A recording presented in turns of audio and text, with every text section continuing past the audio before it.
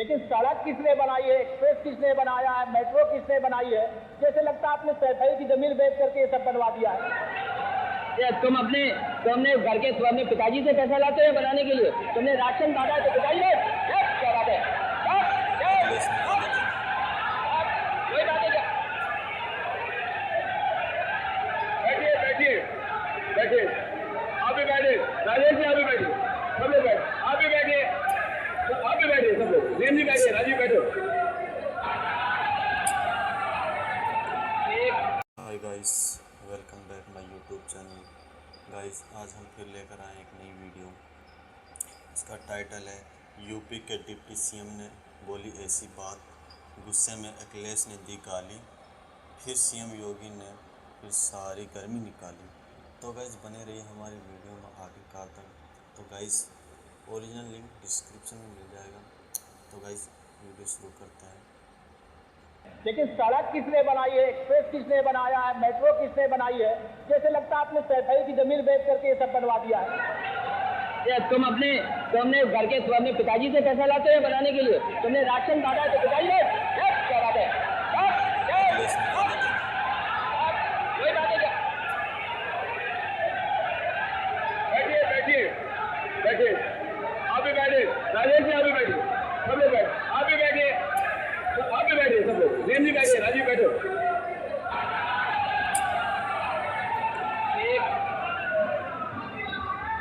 एक घंटे से अधिक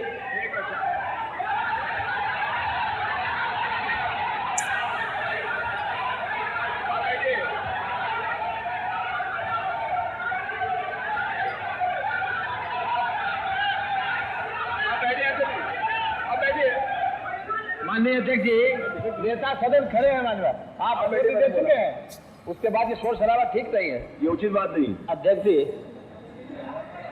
एक घंटे से अधिक पूरा सदन माननीय नेता प्रतिपक्ष को सुनता रहा। बिल्कुल बड़ी शालीनता के साथ उन्होंने अपनी बात कही। विपक्ष के नेता का जो दायित्व था, उन्होंने अपने कर्तव्यों का निर्वहन किया, हम लोगों ने सुना। इस सदन में और सरकार के उप मुख्यमंत्री अपनी बात को रख रहे हैं, बीच में रनिंग कमेंट्री का मतलब क्या है? और दूसरा,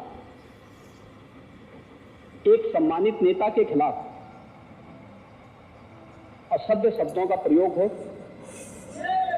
तो शब्द का प्रयोग हो, तो ठीक नहीं है। और मैं बड़ी विनम्रता से कहूंगा नेता प्रतिपक्ष को कि आपको इतना उत्तेजित नहीं होना चाहिए। सफाई की बात नहीं कर रहा हूं मैं, सवाल सफाई का नहीं है। देखिए, हम लोग भी जो विकास कार्य करा रहे हैं, या आपकी सरकार के समय जो विकास कार्य हुए होंगे, ये हमारी ड्यूटी थी।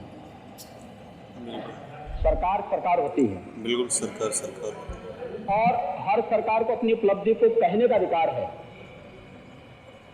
माननीय उप मुख्यमंत्री जी ने बिल्कुल सही कहा कि विकास, आपने कहा, आप विकास की जब चर्चा हुई तो उन्होंने जो बातें कही बिल्कुल ठीक ढंग से की थी। आपके यहाँ के दूसरे नेता या जब माननीय उप मुख्यमंत्री का यहाँ पर भाषण संपन्न होता, उसके बाद अपनी बात आप लोग कह सकते थे। बिल्कुल। लेकिन देखिए, मैं कल भी देख रहा था, कल माननीय वित्त मंत्री जी यहाँ पे जवाब देने के लिए खड़े हुए, उन पर जिस तरीके की भाषा का प्रयोग उस समय किया गया, आज फिर हम देख रहे हैं। देखिए, लोकतंत्र में हर सदस्य को सदन में अपनी बात रखने का पूरा अधिकार है, और अगर आप कहेंगे तो कैसे इस बात की अपेक्षा रखते हैं कि इस पार से उसका जवाब नहीं मिलेगा? जी। पूरे एक घंटे से अधिक समय तक पूरा सदन और खासतौर पर सत्ता पक्ष से जुड़े हुए सभी मान्य सदस्यों ने आपकी बात को बहुत ध्यान से सुना। देखिए, सहमत होना ना होना अपना विषय है, नहीं, सवाल दूसरा नहीं। देखिए, सफाई भी इसी प्रदेश का हिस्सा। अध्यक्ष महोदय, सवाल ये नहीं है, मैं सुनने को तैयार हूं। ये बोल रहे हैं सफाई भी इसी प्रदेश का हिस्सा है। नहीं, सफाई, देखिए, भाषा आप उसको बाद में बोल सकते हैं। देखिए, हमारी सहमति और असहमति हो सकती है, देखिए, हमारी असहमति हो सकती किसी बात पर, हम बाद में इस बात को करेक्शन करा सकते हैं, लेकिन तो मैंने शब्द का प्रयोग नहीं किया जाना चाहिए और किसी भी असभ्य भाषा का प्रयोग नहीं होना चाहिए। और मैं माननीय अध्यक्ष जी से अनुरोध करूंगा कि अगर इस प्रकार की शब्दावली प्रोसीडिंग का हिस्सा बनी है तो कृपया उसको हटवा दें, क्योंकि ये गलत परंपरा होगी और मैसेज का देश के अंदर खराब जाएगा। हमें हमेशा इस बात को ध्यान में रखना होगा, सदन की मर्यादा का ध्यान हर हाल में बनाए रखना होगा। दूसरा, जब एक सदस्य बोल रहा हो तो सदस्य के बीच में, और खासतौर पर उप मुख्यमंत्री बोल रहे हैं, तो बीच में रनिंग कमेंट्री करना, बीच में धमकी देना, ये चीजें ठीक नहीं है और मुझे लगता है सदन की मर्यादाएं इससे आहत होती हैं। कोई भी इसको नहीं स्वीकार करेगा और मैं विनम्रता से कहूंगा माननीय नेता प्रतिपक्ष को उनका सम्मान है, वे सबसे बड़े विपक्षी दल के नेता हैं और मुझे लगता है कि इस मर्यादा की अपेक्षा केवल सत्ता पक्ष से ही न करें, विपक्ष भी उस मर्यादा का पालन करेगा तो दोनों का सम्मान बना रहेगा और ये सम्मान दोनों का बना रहे। देखिए, सहमति और सहमति लोकतंत्र की ताकत है, या आवश्यक नहीं, हम ये नहीं कहते हमारी बात से सहमत हूं, या मैं ये भी नहीं कह सकता कि मैं आपकी बात से सहमत हूं। जब मेरी बारी आएगी, मैंने तो पूरे 1 घंटे तक आपकी बात को सुना, मेरी बारी जब मेरे दल की ओर से मेरी बारी लगाई जाएगी, मैं उस दिन अपनी बात को यहाँ पे रखूंगा।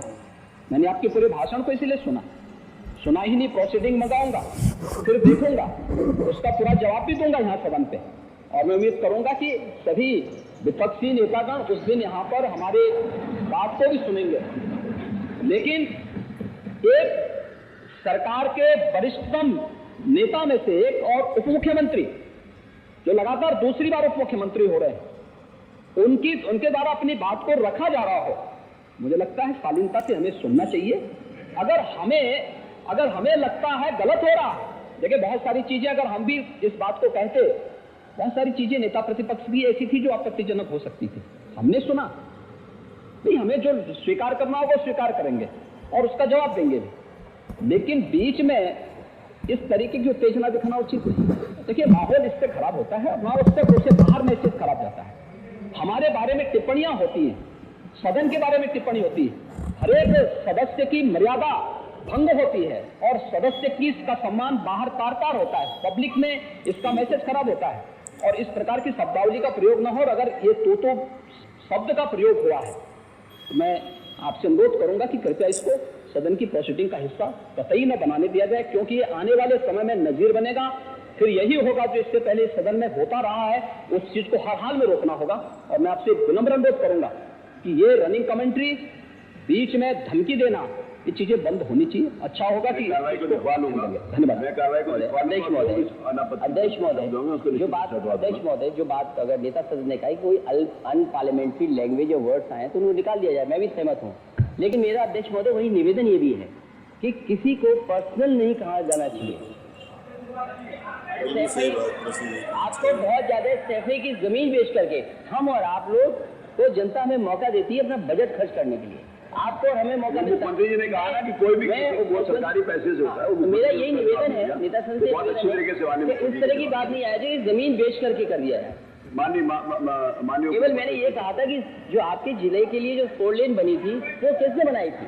माननीय उपमुख्यमंत्री जी, ये बात थी। माननीय ध्यान रखें सब लोग।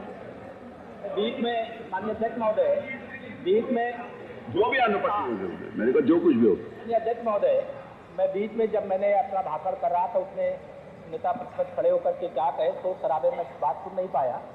लेकिन जो मेरे कहने का एकमात्र तात्पर्य है कि उत्तर प्रदेश की जनता की सेवा के लिए जनता ने आपको नकार दिया और भारतीय जनता पार्टी को लगातार स्वीकार किया। आपको ये 5 साल सत्ता में नहीं रहे, आगे 5 साल के लिए फिर विदा हो चुके हैं। 2027 में चुनाव आएगा, मैं तो क्या मानता हूं कि फिर कमल खिलेगा। फिर आपका अभी कोई भविष्य इस समय नहीं है, लेकिन सड़क किसने बनाई है, एक्सप्रेस किसने बनाया है, मेट्रो किसने बनाई है, जैसे लगता है आपने सैफई की जमीन बेच करके ये सब बनवा दिया है। तुम अपने घर के अपने पिताजी से पैसा लाते हैं बनाने के लिए, तुमने राशन काटा है तो पिताजी क्या बात है। तो वैसे कैसी रही लगी हमारी वीडियो पसंद आए तो लाइक करें, शेयर करें।